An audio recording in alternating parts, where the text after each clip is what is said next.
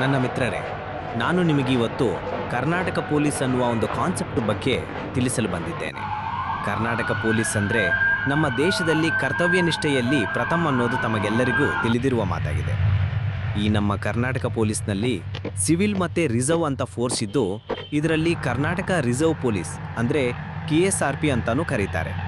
Karnataka reserve ಪೊಲೀಸ್ನಲ್ಲಿ 12 battalion ಮತ್ತು ಇದರ ಜೊತೆಯಾಗಿ 2 IRB ಬಟಾಲಿಯನ್ ಕೂಡ ರಾಜ್ಯದಲ್ಲಿ 24 ಗಂಟೆಗಳ ಕರ್ತವ್ಯ ನಿರ್ವಹಿಸುತ್ತಿರುವುದು ನಮ್ಮ ಹೆಮ್ಮೆಯಾಗಿದೆ. ಕರ್ನಾಟಕ ರಿಸರ್ವ್ ಪೊಲೀಸ್ ರಾಜ್ಯದ ಯಾವುದೇ ಮೂಲೆಯಲ್ಲಿ ಗಲಾಟೆ, ದುಂಬಿ, ಸ್ಟ್ರೈಕ್, ಕೊಲೆ, ಕೋಮು ಗಲಭೆಗಳು ಆದಾಗ ಆ ಸ್ಥಳಕ್ಕೆ ಅತಿ ಶೀಘ್ರದಲ್ಲಿ ಹೋಗಿ ಕಾನೂನು ಸುವ್ಯವಸ್ಥೆ ಕಾಪಾಡುವಲ್ಲಿ ಬಹುಮುಖ್ಯ ಪಾತ್ರ ವಹಿಸುತ್ತದೆ.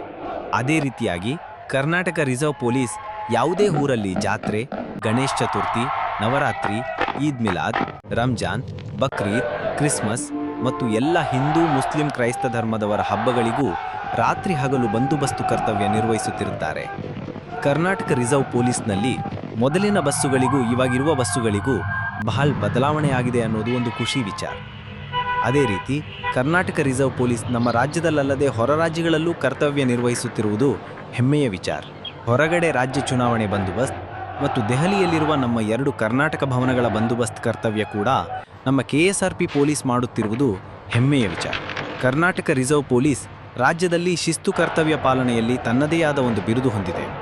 ಯಾವುದೇ ಸಮಯದಲ್ಲೂ ಸದಾ ಸೇವೆಯಲ್ಲಿ ಮುಂಚೂಣಿಯಲ್ಲಿರುವುದು ಅಂದರೆ ಅದು KSRP, ಕರ್ನಾಟಕ ರಿಸರ್ವ್ ಪೊಲೀಸ್ ಎಂದು ಹೇಳಲು ಹೆಮ್ಮೆಯಾಗಿದೆ.